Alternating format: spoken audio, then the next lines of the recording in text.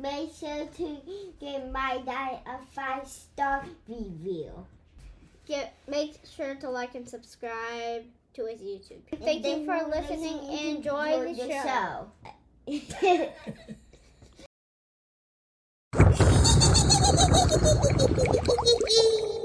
So they weren't able to remove the dangerous witch. And so people went into what's sometimes called a panic, a moral panic. Something bad is happening. It was whipped up by this one pastor, kind of became more and more intense. More and more people got jailed. And then they were all killed months later. It was like 6-9 months later. And again, one of the things that would happen would that people who were protesting this sometimes were identified as witches themselves. And so it became terrifying to be in the town.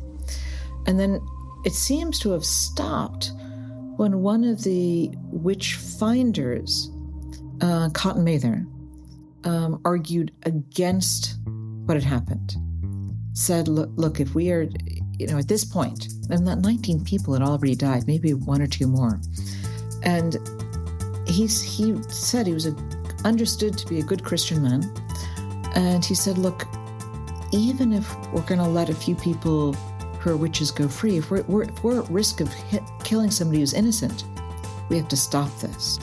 Hey, welcome back, Faithful Politics listeners and watchers. If you're watching on our YouTube channel, I am your political host, Will Wright, and you're joined by your faithful host, Pastor Josh Burtram. How's it going, Josh? Doing great. Thanks, Will. And today, on Halloween, we have with us a special guest. It's Professor Tanya Luhrmann. She's a Stanford anthropologist known for her work on how people experience the supernatural, with a focus on religious practices and beliefs. And today, we are talking to her about witches. So welcome to the show, Tanya. It's a pleasure to be here. It's so cool to have a bipartisan podcast. It really is. Yeah. I mean, we like it and we hope our audience likes it. Well, they must like it if they're tuning in to us, I guess. But I did not do your resume any justice whatsoever. So maybe you can just tell us a little bit about yourself, Tanya. How did you get into this world of supernatural stuff? I'm an anthropologist, as you said. And when I was I grew up kind of betwixt and between faiths. So my mom's dad was a Baptist pastor. My dad's dad was a Christian Scientist. My dad went to medical school, which you're really not supposed to do as a Christian Scientist. I grew up in an Orthodox Jewish neighborhood. And so I knew that there were all these kind of good, kind, wise people with very different commitments to what was real, to the nature of reality. And when I went to graduate school, I was hanging out with philosophers, and the book that the philosophers really liked in anthropology was a book about witchcraft. It was this famous book called Witchcraft, Oracles, and Magic Among the Azande. And I thought it would be kind of cool because it spoke to me. This idea that there were these invisible forces that some people recognized. And, many readers of the book said, no, obviously those don't exist. And the philosophical debates about the book were really, really about science. You can find people believe in witchcraft and mysterious forces in non-modern societies or non-literate societies, but not in ours. And so how do we make sense of that? And I knew that there were people who called themselves witches in London. And so I was doing my degree over in the UK at Cambridge. And so I decided to go kind of hang out with these witches. The philosophical debates were all about belief. But what I found when I hung out with these people who called themselves witches is that people experienced magic. They felt the power in their body. And so that just created this rabbit that I've been following for years. I try to be agnostic about about the real reality of the supernatural. And if it's real, for whom is it real? Did it show up here but not there? I try not to go down that path. But I do ask in a study in witchcraft, a long study with evangelical Christians and people who create invisible friends called tulpomancers. And there's another piece of my life where I study psychosis or madness as well. I try to figure out, like, under what circumstances do people have these experiences, and how do they think about them, and why do they happen to some people and not to other people, and and then what's the social context in which all of these people are having these experiences. So that's me. I'm like so amazed. I feel like if I were a student at Stanford, I would be nipping at the bit to take whatever courses that you're teaching. It just sounds super. Witches super 101. Cool. Yeah, like I'm kidding. Yeah, That was dumb. yeah. I mean, okay. So maybe this is a philosophical question I'm going to ask you, but it may not seem philosophical, but for the description you just gave us. And are witches real? So one answer to that question is that witchcraft is a practice for real humans only after about 1920 in the West. So before 1920, you get, so the way anthropologists would typically talk about it, is that people get accused of being witches. So you get different kind of social worlds. I've spent some time in Ghana. People are very involved with the idea of witchcraft in Ghana. In different social worlds, like contemporary Ghana, there is a sense that there is bad supernatural power, that some people, rather than other people, different. And the idea of witches is pretty common around the world. So almost many societies, particularly agricultural societies, have had ideas about humans who are witches. Anthropologists think that these systems of ideas emerged in agricultural communities because if you farm the land, you're stuck on the land. Right? You don't pick up a field in the next village. You've got your land where you have your land. And so if you have, in that kind of world, there's plenty of conflict with your neighbors. And so ideas about witchcraft are ideas about sort of the mystical power of anger and envy. These ideas kind of arise in what one anthropologist called the social strains of a community. So people who have good reason to be angry at each other because maybe they're sharing water rights, or maybe they, like in New England, early New England, the arguments. Some people, the historians, think that the people who accused each other of being witches were people who were having an argument about whether there should be a new church built in a particular land. In a sub-village, you've got, you have an argument, and these accusations of malevolent power go back and forth across the lines of the argument. Anyway, so the humans that you can point to and say, oh, they're practicing a religion called witchcraft, that emerges 1920, really develops a kind of power in 1960, 1970. When sort of religion breaks open as a social opportunity. So you don't, if you're an American, if you're English, it's not necessarily expected that you'll be a Christian. There's an opportunity to be a person of different kinds of faith. Witchcraft as a practice emerged then, and then it was a kind of a worship of the world. It was this of the natural world. It was a pagan practice. It was people talked about the great goddess and the god of the hunt, and they came together in small groups. They called covens. So that's a thing. That's the world that I studied in London back in the 80s.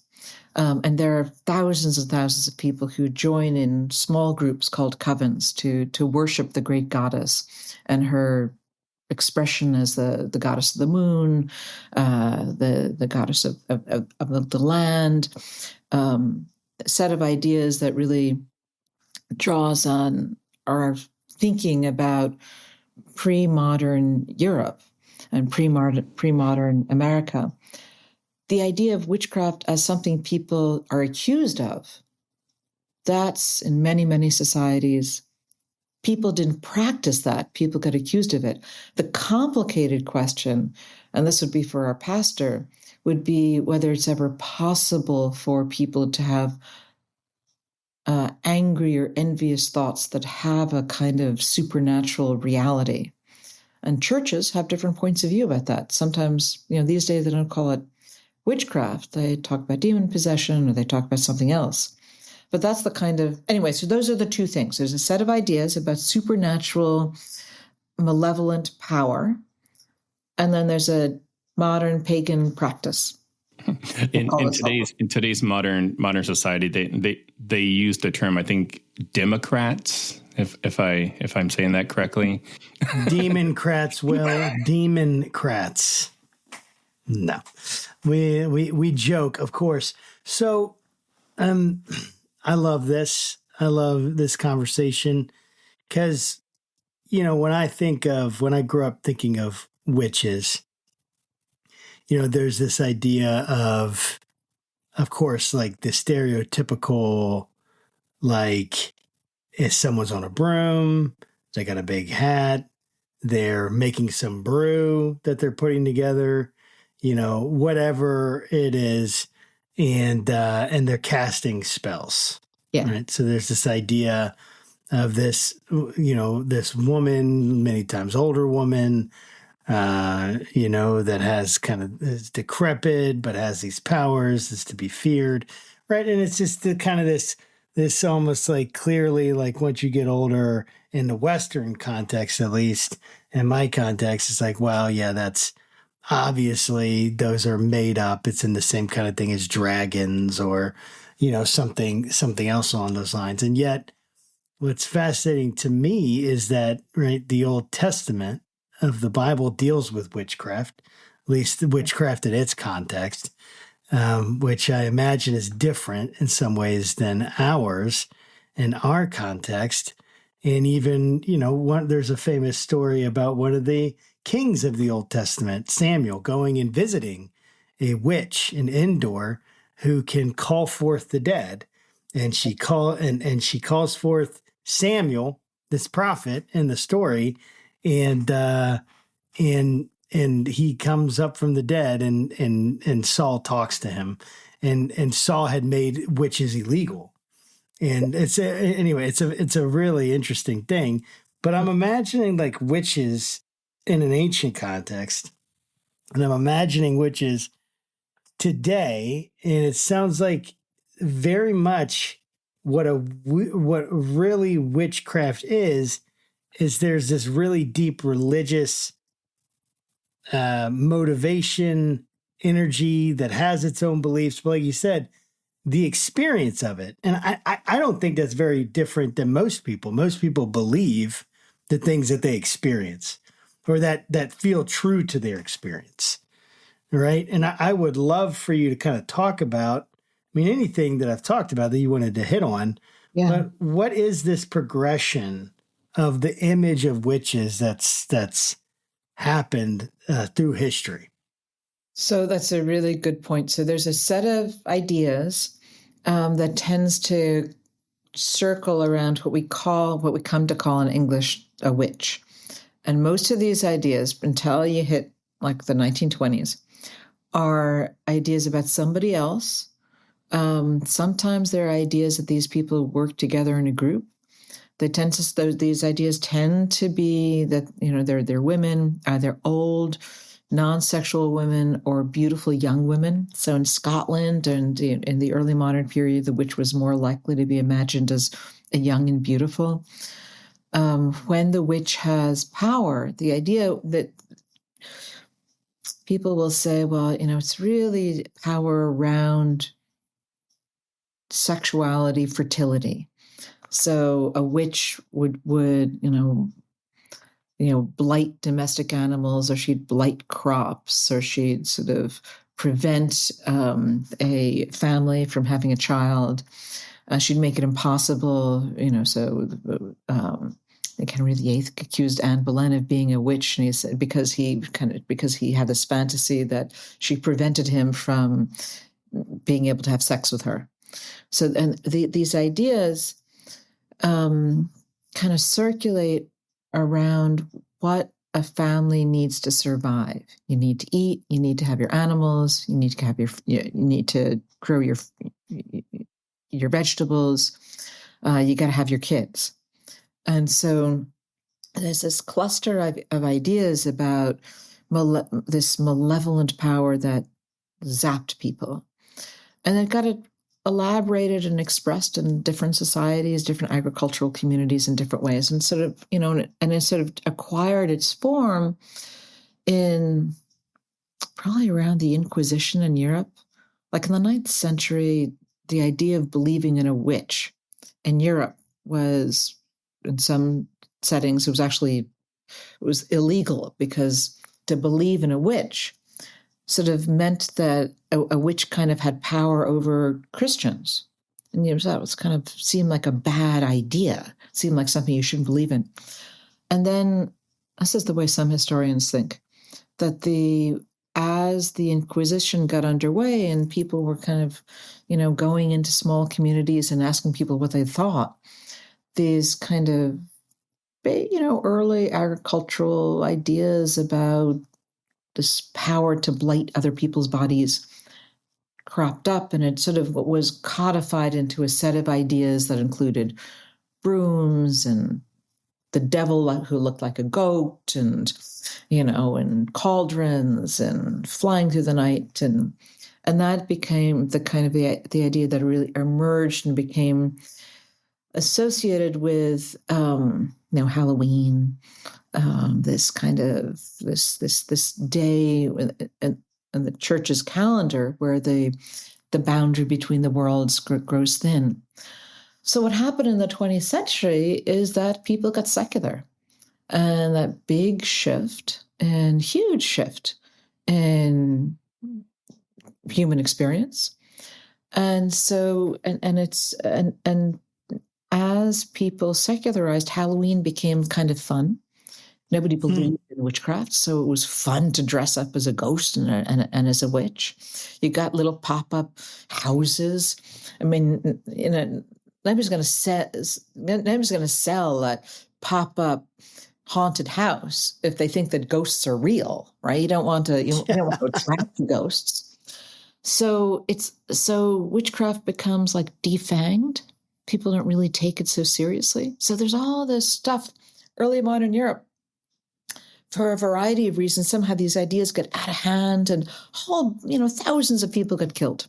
A bunch of 19, 20, around that number got killed in Salem, but a bunch of people also get killed in New England.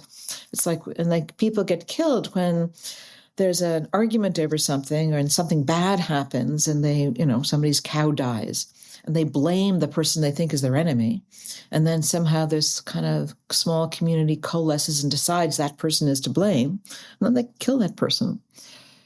The 20th century thing is, as you say, I think people get drawn to, it becomes a way of having a faith when, for whatever reason, people turn away from the idea of Christianity or Judaism or whatever. And like now, modern witchcraft is, it's fun. It's a practice where people experience themselves as honoring the earth. They do spells, they cast spells, they do rituals, they conjure power. Often they're doing things with the power, like trying to cure somebody's back problem, or trying to. I was in England, and people were trying to bring truth into English politics. We did a big spell about that. Wait, can you recommend any great practitioners that can help with back problems? Because I'm a former military. I've got a really bad and a back. spell that can heal our crazy political system. That'd be nice. Oh man, would that be wonderful? I suspect there are people working on that. And the thing is that you do any faith practice. The the coven that I joined in London, that was a group of about 9-10 people. We'd get together on the full moon and on the what are called the great Sabbats, like like Halloween or kind of May Day or the solstices, and people would they'd do these rituals, but the rituals were really like all religious rituals. They're really stories, and people sort of walk through the stories in their mind's eye. So people would like my first foray into this world. We did a ritual about sacrificing something to the moon goddess, and I spent my first evening as the sacrifice, and I spent my first evening like flat, down on the floor, my looking at the carpet, and I was kind of embodying the sacrifice to the moon goddess. But people talk about the story about the earth as first a young woman in the spring, and then a mature, fertile woman in the summer, and then an aging woman in the autumn, and then, she becomes the crone, and then she's reborn in some way in the spring. And so there are all these stories about, and sometimes there's a story of, well, the earth, the earth goddess is like the goddess, but she's represented as Artemis, the spring goddess, or the huntress, the masculine goddess, or Demeter or Caradwen, the beautiful summer goddess, sort of fertile and reproductive, and she gives birth to the corn, and John Barleycorn, and then and then she becomes she becomes Hecate, the goddess of the autumn. And and there's a cycle, and then sometimes she's just sort of eternal, and then it's the man who becomes the Adonis figure. A lot of these ideas come from Celtic and Greek and Nordic literature, and people would weave these stories together.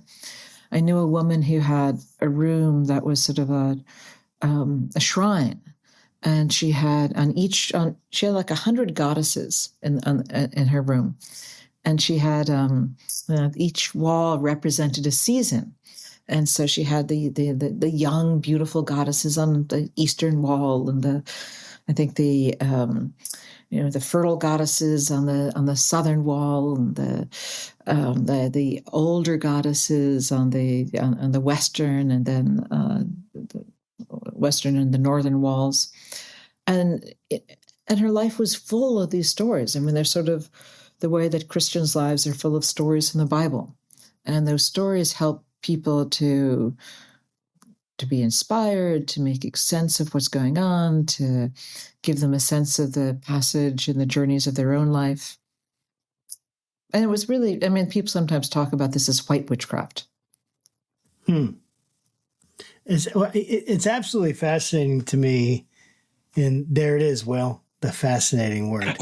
We have this thing where I say fascinating all the time when I'm not listening, if I'm like looking for another question or I'm like trying to think, but that's not what I said this time. I was listening to you and I was engaged. But I think about, so I want to try to make sure I get this question out correctly. So I was listening to a series on the history of Christianity. And of course, Christianity and witchcraft have had a very contentious relationship throughout their history. And witchcraft, anything that was kind of seen as this, anything outside of what was prescribed in the Old Testament or the Hebrew scriptures, and then in the New Testament and the Christian writings. And it created, especially, of course, when Christianity became powerful, right, and had the power backing of the state behind it, or had backing of government, then, of course, that kind of angst or that the tension turned into real hostility and animosity and violence. And it's really hard to think about that, but it's one of those things that I think Christians have to reckon with. Is the violence in Christianity's past. but I'm thinking about this idea like this of the Black Sabbath, and the reason I'm bringing that up is not just about the band, and maybe you can help us understand why the band was called Black Sabbath, but these ideas of these like crazy rituals where something got into people's minds, especially these Christian leaders and theologians, and I'd even heard it described in the lecture, the course on the history of Christianity, like there's almost pornographic, the things that they were writing about what happened at these Black Sabbaths. And there was always this connection with like the witches and warlocks, if there were like the male witches, and then Satan, right? It all went back to Satan. Satan was like the leader. It's ultimately all about loving Satan and worshiping Satan and essentially getting these forces of darkness, increasing those in order to defeat the forces of light and goodness. And I would love for you to just kind of talk about that, these concepts of Black Sabbath, kind of help us untangle what was myth in those as much as you can and what was reality, and how much it is this idea that the occult and that it connects to Satan. Yeah. Like specifically this character of Satan. Yeah. So one way of thinking about it, and these are great questions. One way of thinking about witchcraft is that if you think that there's supernatural power, then there's going to be supernatural power that's good and supernatural power that's bad. And, one way to I think Elaine Pagels talks about this great scholar of Christianity. In the early Christian churches, as people had different ideas of like what Christianity was all about. This is back in the first century, and nothing's written down, or very little is written down, and people are just trying to figure out what this faith is going to be like. Different sects of Christians would accuse each other of being demonic or consorting with Satan or being witches. There's a sense that witchcraft and demon and Satan, it's always an available insult. And it's also something people are afraid of, because if I suppose that's possible for people to believe that the supernatural, if there are things that are supernatural, only the good is supernatural. But that tends not to be how humans have worked. People have tended to say, if it's possible to do a spiritual healing, it's possible to curse somebody. And then, so it's possible that there are people who are using this power for some negative purpose. And then if that idea gets loose in a social world, then people elaborate and develop, and they have all these ideas. And so, I think that what historians mostly think is that the idea of witchcraft was for many, many years a kind of pretty much a pagan, rural, non-Christian belief. And then somehow it got hooked onto the idea of Satan in this very developed way in the early modern period. And then people had all these fantastic ideas about it. And, one of the ways that James the Sixth of Scotland, who became James the First of England, when he took over the English throne after Elizabeth died, one of the ways that he made a claim about his authority and power as a man, as a leader, was to be kind of a witch hunter, at large. And the great witch hunter, and he would send people out and to find witches and to kill them and condemn them. I guess first condemn and then kill. But there was this period. So there's this available idea that if there's good supernatural power, there's negative supernatural power. I think that this gets its root in some very human experiences. Like when you get really, really angry, it feels like force. It feels like there's something moving through you. And I think that is kind of, it becomes available for people to think with and then to worry about. And then, if, you can, religion is sort of, no matter the faith, the religion is a matter of trying to create an organized world in which you are a good person and in which you're behaving properly and you are caring and kind to the people who matter. And humans feel like that all the time. And so, so it's sort of almost by the attempt to create a good supernatural world, you also pop up it's just so easy to pop up the opportunity to think about bad supernatural things, and and it becomes this little witch's brew of ghosts and, bad rituals and black Sabbaths. It's like the inverse of what Christians are trying to get up to. So you have a good Christian ceremony. Well, of course, the witches are going to do a terrible Christian ceremony. They're going to put Satan at the center of the altar. They're going to eat babies rather than to kind of consume Christ's body. And so, that people develop all these ideas. That's fascinating. And I definitely want to dig a little bit more into kind of like the Christian witchcraft kind of tie-in, and maybe my next question does that, but I'm asking this question because I really just don't know. But like, could you kind of unpack like what the Salem witch trials were, kind of what caused them here in the United States, and maybe if there is a tie, like what role did misogyny play in the witch trials? Well, okay, so on the misogyny point, one way of thinking about the way the idea of witchcraft gets loose in a society is that witchcraft is bad power.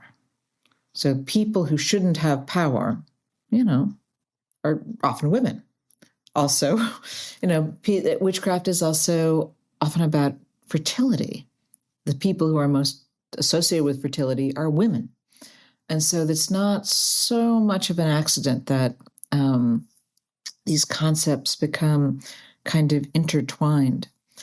I think what was going on in Salem, as the way I read the history, is that there's this idea that's a little folkloric and people do and they really don't believe in it, but they sort of do believe in it. It's this idea that there are people who are capable of being witches. So the idea is percolating along. And for, Salem is 1691, 1692, something like that. End of the 17th century.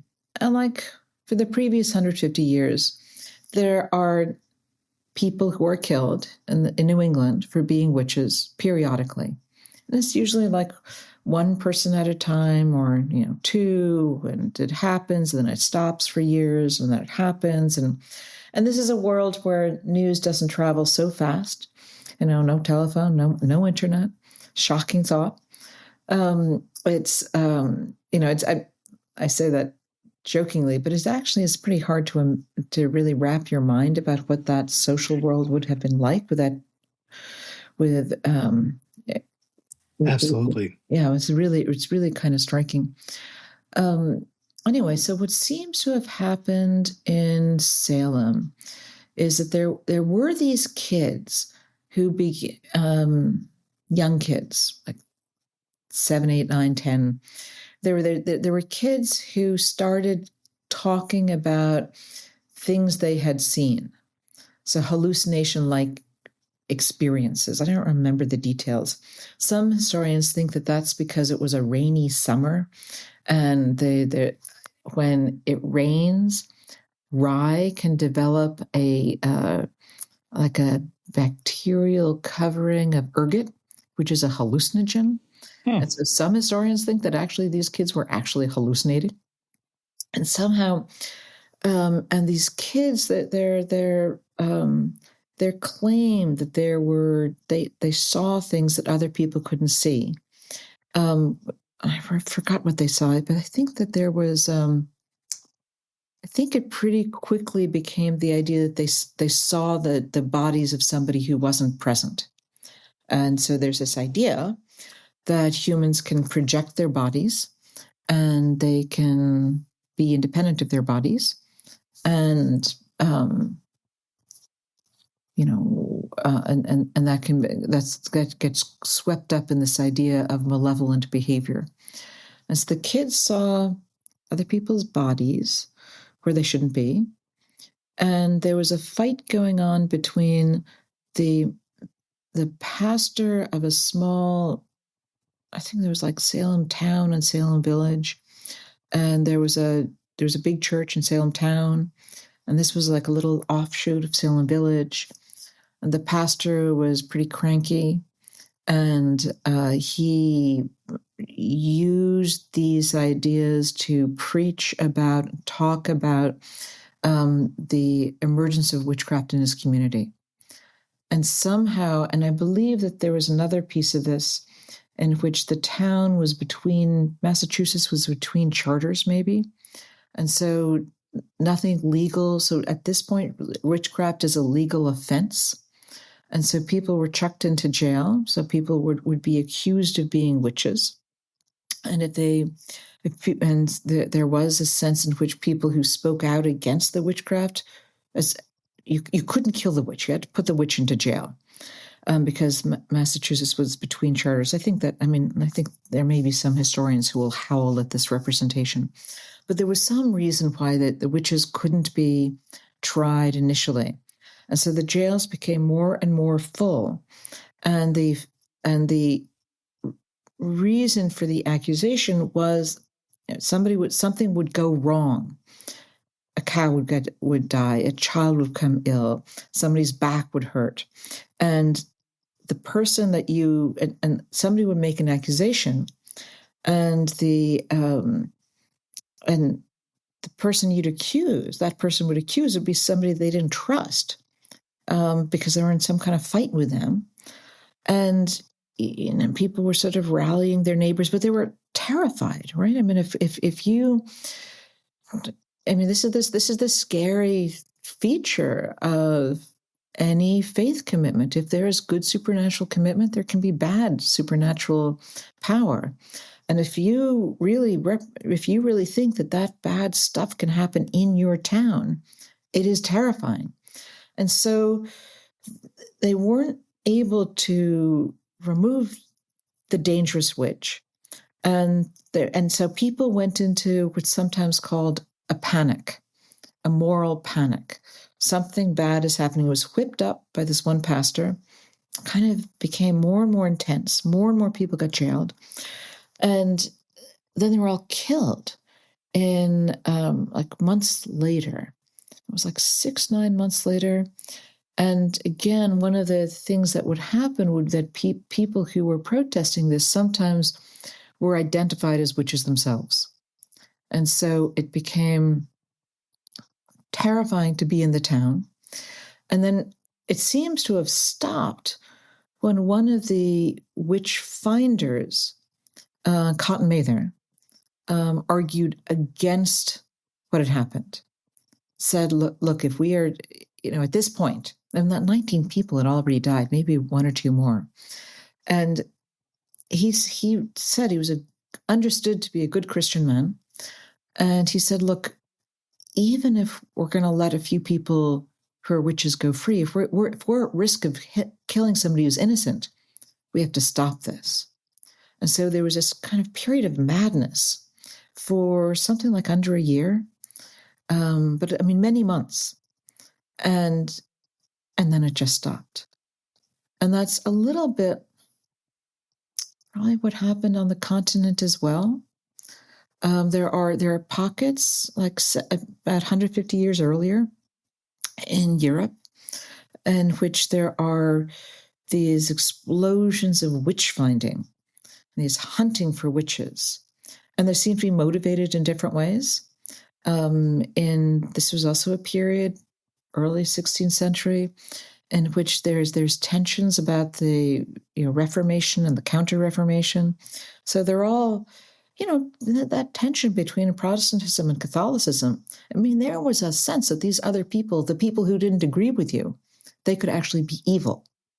And so the idea that they would have power would be terrifying. And of course, bad things happen to people all the time, and they want to explain them and they want to stop the thing that's causing them.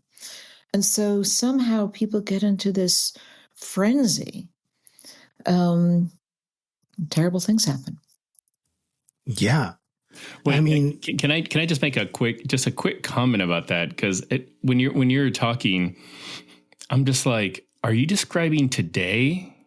Because you've got a pastor that is sort of raising, present company excluded, Josh.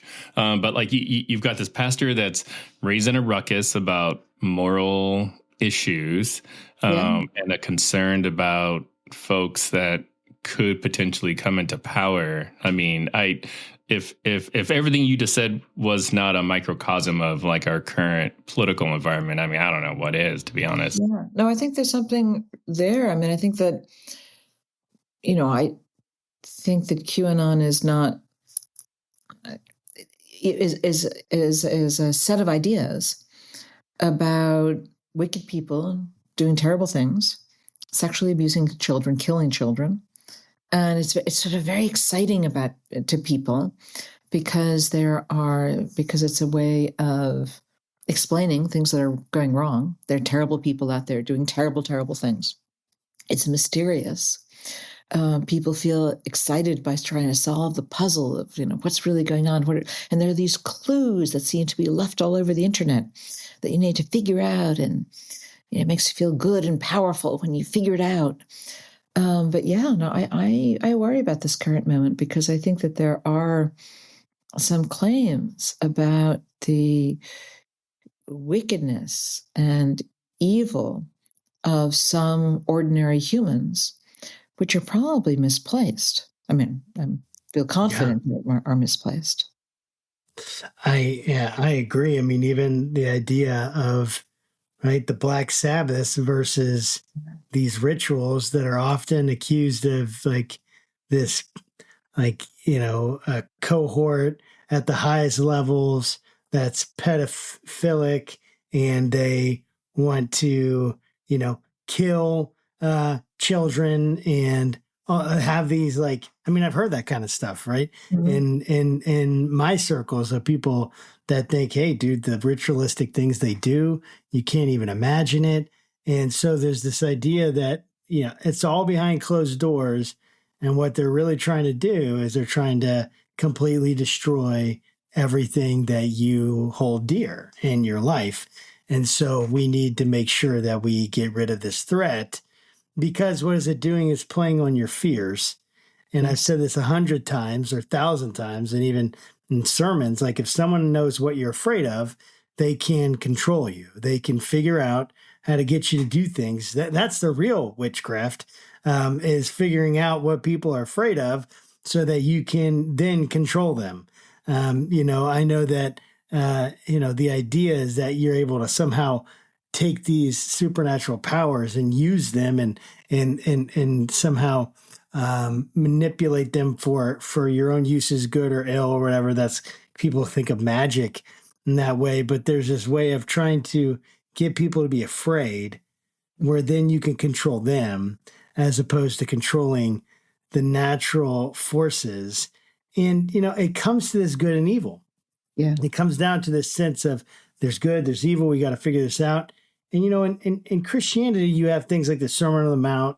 You have things like the 10 Commandments that kind of delineate this idea of hey, here's some major ethical, teachings and things that concepts that we should hold on to that are foundational. I'm wondering, in your experience, what are the foundational beliefs and foundational kind of concepts, moral concepts in witchcraft and modern witchcraft, and what you've had experience with in studying and even being in community with. So the humans who are actually practicing a religion. Yeah. Those folks are more like Gaia worshippers. So they tend to be, more likely to be people who are, think that trees have a kind of spirit, that we should be kind to the land, that, and that plastic is, for them, plastic is evil. It's, they tend to be people who really want to return to this world in which the natural, the woods and the land and the trees and the plants were alive, where there's a sort of nostalgia for a world where people and animals and the seasons kind of lived in harmony. And so they tend to be drawn to, living in harmony with the land. That tends to be the kind of ethos. They tend to be creative folks. They love the stories of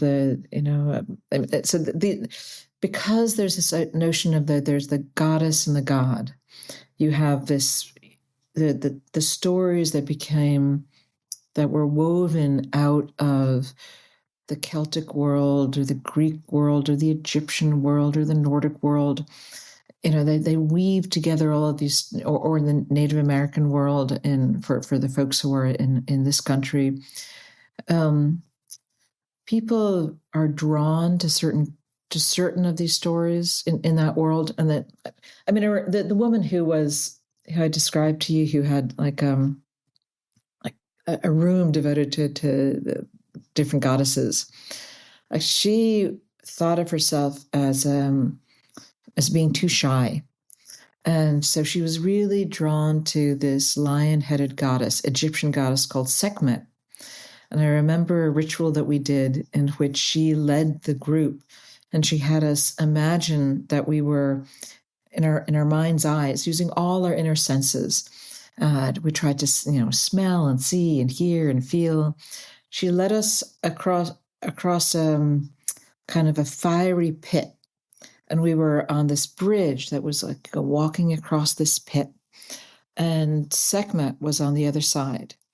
And she had us kind of look into Sekhmet's eyes and feel that we were filled with her power, that we were filled with her authority and her ability. And that helped this woman. There's this kind of therapeutic quality to a lot of modern witchcraft.